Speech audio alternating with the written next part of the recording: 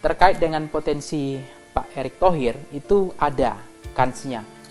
Bukan tidak mungkin juga menjadi kuda hitam, sepanjang dengan syarat pertama, harus ada pertumbuhan elektabilitas beliau. Tidak terjadi stagnasi, terus tumbuh, ada insentif elektoral, trennya ada penambahan pada nilai presentasi elektabilitas, popularitas, dan akseptabilitas beliau.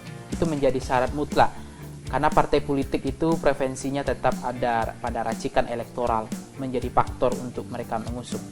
Yang kedua adalah, apakah Pak Erick Thohir hari ini berhasil atau tidak di BUMN, itu menjadi kunci beliau untuk meyakinkan publik dan masyarakat.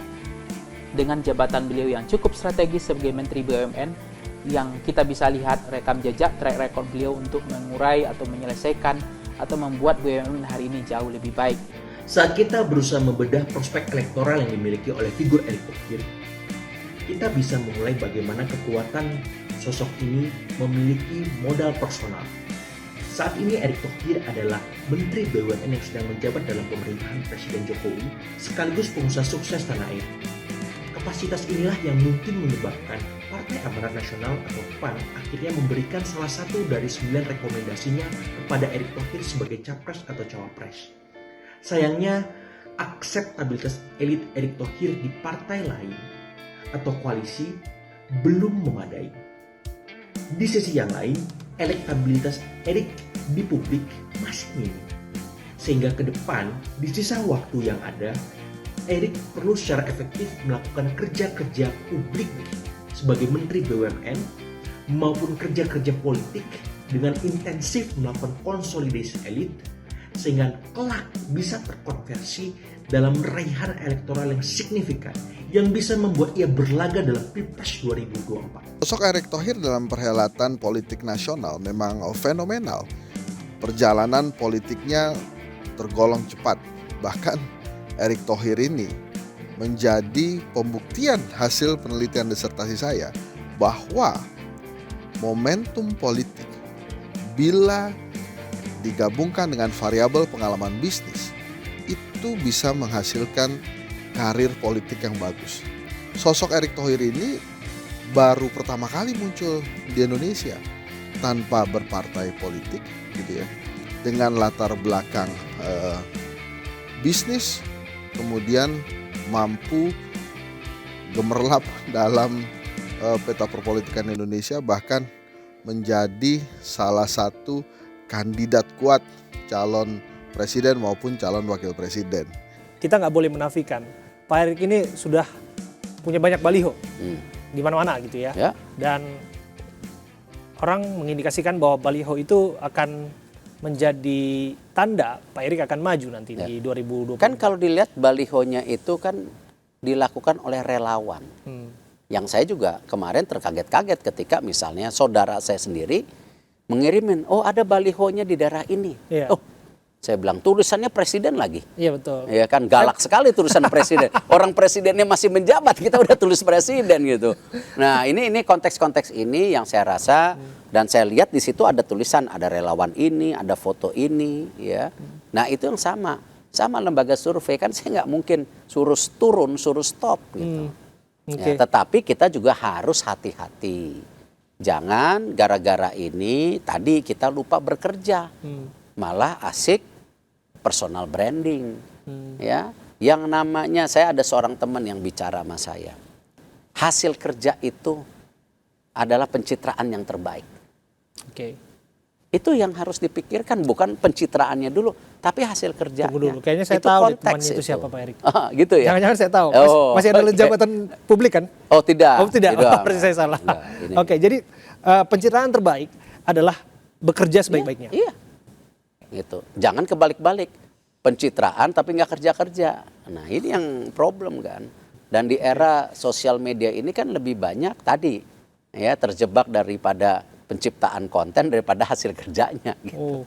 Nah, gitu. Tetapi masyarakat juga tetap ingin mengenal figur-figurnya. Ini ngapain, istrinya siapa, asal muasalnya, anak itu sih lumrah.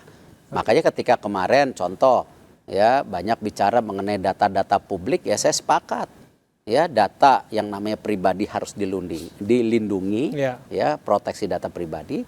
Tetapi kita sebagai pejabat publik yang sudah punya data di publik, ya nggak boleh marah juga. Orang di Wikipedia ada semuanya kadang-kadang. Nah itu hal-hal itu ya kita nggak bisa sekedar melihat dari titik ini dan titik yang lain gitu. Oke, tapi bagaimanapun untuk maju dalam kontestasi Pilpres 2024 perlu kendaraan Pasti, politik. karena kan kita sudah sepakat bahwa pencalonan presiden dan wakil presiden itu oleh parpol. Ya.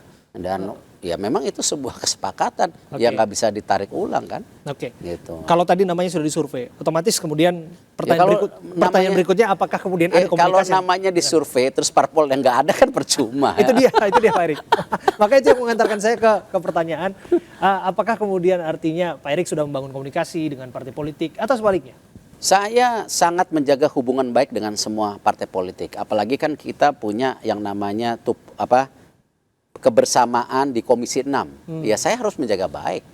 Ya dari PKS inspirasinya yang seperti tadi disampaikan saya dengarkan. Ya dari PDIP, dari Golkar yang ada di koalisi pemerintah juga harus menjadi yang saya dengarkan di Komisi 6 itu ya bagian daripada dinamika gitu. Dan kita alhamdulillah kerjasama kita dengan Komisi 6 luar biasa. Contoh bagaimana penyelamatan Garuda. Itu Komisi 6 bikin panja bersama-sama. Dan ini hasil yang bagus menurut saya. Ketika DPR dengan pemerintah bisa memberikan kesepakatan untuk solusi yang terbaik untuk bangsa Indonesia ataupun tentu posisi negara Indonesia gitu. Dan menariknya sebetulnya meskipun mereka ada di sana karena adalah pilihan konstituen. Dan mereka juga ada di sana karena kendaraan tadi.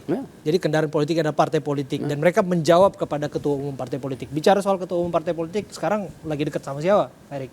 Ya, alhamdulillah semua dekat. Ya, karena memang sebelum saya masuk di pemerintahan, saya juga baik dengan semua karena kan backgroundnya saya dulu media. Betul. Ya kan sebelum pensiun. Saya pernah kerja juga di Bapak Erik. Jadi dan saya di dunia olahraga. Ya kan ya sangat lentur lah gitu. Dan saya yakin ketua-ketua partai bisa melihat track record saya selama ini. Ya dan insya Allah saya jagalah kepercayaan semua gitu. Oke. Jadi mereka-mereka yang pernah berurusan dengan media dan punya urusan dengan olahraga, termasuk dengan energi. Nah mereka kalau energi hari ini, kalau media sama olahraga ya sudah cukup lama. Luar biasa. Tapi gini Pak Erik, ada juga berbagai amatan yang mengatakan Pak Erik kalaupun maju, itu akan ada di posisi kedua. Artinya calon wakil presiden. Saya nggak tahu, mereka punya hitung-hitungan sendiri lah itu ya Pak Erik ya. Karena kan mereka punya keahlian di sana. Nggak ada hitungan posisi nomor 3. Nah itu nggak tahu saya. Kalau nomor 3 kira-kira apa ya Pak Erik ya? Ya nggak tahu ya menteri lagi kali. Nah itu dia. Kira-kira Pak Erik sudah punya bayangan tidak? Sudah punya gambaran tidak? Pastilah Pak Erik kan ngikutin terus. Siapa kandidat yang akan maju dengan keistimewaan yang mereka miliki. Entah mereka adalah sosok sentral dari satu partai politik, entah mereka yang memiliki dan dianggap memiliki elektabilitas tinggi begitu. Dan survei kan sekarang 3 nama, Pak Prabowo, Pak Ganjar, Pak Anies itu. Kalau ditanya hubungannya baik ya baik. Itu bukan sesuatu dengan ketiganya ya. Baik, memang baik. Silakan tanya mereka. Gitu. Jadi tadi Pak Prabowo, Ganjar dengan Pak Anies. Pak Anies baik. Di antara ketiganya tadi nama yang disebut duluan yang paling dekat gitu ya. Ya, hubungannya baik. Oh, intinya baik semua. Hubungannya baik semua.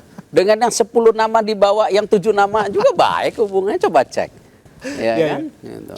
Tapi gini Pak Erik, bicara soal lagi-lagi ya Pak Erik, bagaimana pesta demokrasi kita ujungnya adalah untuk kebaikan bangsa dan negara kita ke depannya. Itu yang paling penting. Jangan sampai kita ini berpolitik hanya untuk diri kita sendiri. Persis.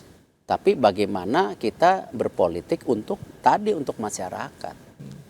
Nah itulah kenapa konteksnya selalu saya bilang di BUMN. Saya ingatkan seluruh direksi komisaris BUMN. Kita ini dapat amanah. Nah karena itu ayo kerja benar dan buat sesuatu yang baik gitu. Jadi bukan karena sekedar jabatan jadi direksi dan komisaris gitu. Ini yang kita jaga yang ya sama-sama lah gitu. Kan manusia pasti punya kekurangan di sana sini. Gitu. Kalau Pak Erik bisa, yang jelas Pak Erik kan bukan peramal, itu jelas. Saya tahu Pak Erik ini seorang pengusaha sukses, ada seorang pejabat publik yang sedang bekerja. Belum dapat ilmu meramal. Ya. Tapi berbicara soal bagaimana apa istilahnya ya, menerawang atau bagaimana melihat pemilu 2024. Ada yang menyebutkan hanya 2 pasang calon, ada yang menyebutkan 3 pasang calon, bahkan ada juga yang menyebutkan bisa saja 4 pasang calon apabila salah satu partai politik, PDIP misalnya ya, PDIP mengusung sendiri tanpa berkoalisi dengan partai lain. Kalau Pak Erik, dinamikanya kalau Pak Erik lihat akan seperti apa? Dinamikanya masih cair, dinamikanya masih cair, bisa 4, bisa 3, bisa 2. Oke. Yang pasti nggak mungkin 1, ya kan? Nggak ada calon Jadi tunggal ya? nggak ada gitu. Ya nggak tahu kalau bisa ada ya, cuma kayaknya nggak mungkin gitu. Oke. Jadi ya alternatif di 3 pasang mungkin akan lebih terlihat. Itu. Akan lebih terlihat di 3 pasang ya Pak Erik ya. Ya. Oke. Dan Ya kan sekarang 3 orang calon yang di atas. betul, yang tadi dimasuk dalam Ya, survei. kecuali atas. ada calon nomor 4 yang angkanya juga 20-20 gitu. Oke. Kan sekarang rata-rata 20-an itu di 1, 2, 3 itu kan. Oke. Dan kalau kita sudah bicara teknis mengenai pemilu, kita juga nggak bisa melepaskan bagaimana nanti kontestasi ini akan melibatkan pertarungan. Entah itu pertarungan siapa yang paling kuat secara finansial. Ya, kalau bisa jangan tarung lah, kasihan rakyat. Jadi apa? Justru bahasanya apa mesti itu, Pak? sama-sama memaparkan yang disampaikan Pak Jokowi, jangan politik identitas, tapi memaparkan apa program yang dilakukan untuk rakyat gitu. Kalau tarung terus nggak habis-habis gitu. Dan kalau kita tarung, bangsa lain tepuk tangan. Oh ya? Dan kalau bisa pecah bangsa ini, iya kan? Jadi negara-negara kecil gitu. Mau kemana? Orang sekarang kita akan menuju ekonomi nomor 4 terbesar di dunia, Amin. ya kan? Dan kita dengan jumlah yang penduduk yang banyak, sumber daya alam yang banyak, ini sebuah kekuatan. Karena kenapa? Dengan situasi geopolitik hari ini, yang namanya globalisasi tidak mudah. Akhirnya apa? Regionalisasi. Dengan kita mempunyai size market ya yang baik seperti hari ini, seperti Amerika, kita, China, India, kita punya bargaining power sendiri gitu. Jadi jangan dipecah-pecah. Kalau negara lain pengennya kita pecah. Kecil-kecil kalau bisa gitu. Jadi Jangan. saya ingat apa yang disampaikan oleh Bung Karno, bahwa bangsamu akan mengalami hal yang lebih sulit ke depan karena menghadapi bangsa sendiri. Iya. Karena tugas mereka akan yang dilakukan lebih mudah karena mengusir. Dan kebijakan penjajah. kita sebagai negara yang non-blok, non-alliance ini bagus, harus dipertahankan gitu. Luar biasa. Pak Erik, senang sekali berbincang dengan Terima Pak Erik. kasih.